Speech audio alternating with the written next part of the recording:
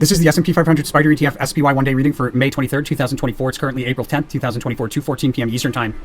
SPY at the time of this reading, $514.21 USD. The shuffle video that we're playing for you in the lower left corner was created on March 10th, 2024 at 7:44 p.m. Eastern Time. Now, the overall theme of behavior for the 23rd, there's an important price level acting as resistance, and we should flatten out around that resistance level at least momentarily. Behavior around the highest side. This is a cross-reading congruency, but it's also nullified. Interesting. So, indicating that like this big move higher into the high is probably somehow counteracted or counterbalanced by a move back down of some kind.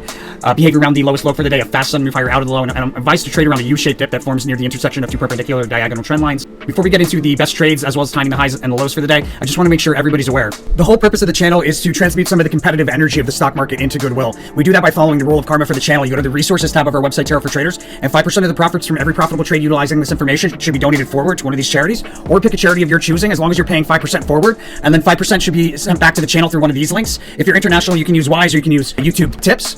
And that leaves you at 90%. Make sure to spend that 90% out of love. As long as you follow those rules, you follow the rule of karma for the channel, the universe considers you an angel investor. It's going to send it back to you tenfold for following through. Blessings to all my angel investors. Let's get back into it.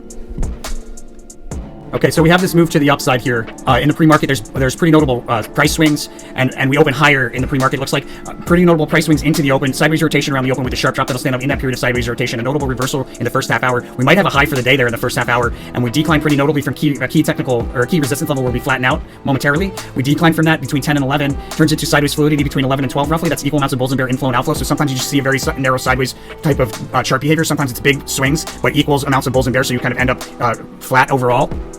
There is a peak just before it looks like noon, and multiple failed attempts to break through key resistance around the 12 to 1 o'clock hour. Notable decline off of a peak around 1:15 with a sharp drop. A lot of volatility between 1 and 3 o'clock. Price swings and volatility. Big move out of a trough. So we go from a peak to a trough to a peak to a trough. That second trough there is around 2:30, and there's just notable move to the upside on a one-day chart out of that, taking us into an overbought crest in the last hour, probably closer to the close, taking us to an overbought crest that we sell off from through multiple support levels overnight, it looks like. And it's a new local high of some kind here, so that makes me think, right, we've got the cross-reading correlation here with the U-shaped dip, the Priestess card, that's the yellow translucency.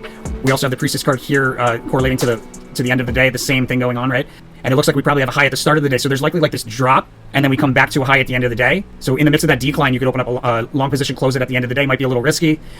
Probably a better bet would be to open up a partial short here around 2 o'clock if we're at a peak, add to that short at the close if we're back at highs, and then there's a disappointing failed attempt to break the key resistance in the post-market, followed by decline through key support.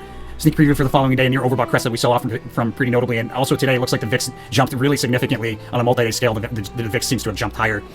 That's SPY for the 23rd of May. Let me know what you think by hitting that like button. As always, make sure to subscribe, really helps out the channel, and most importantly, make sure to follow that rule of karma. You know where to go, you know what to do. Blessings to all my angel investors. I'll see you guys on the next one.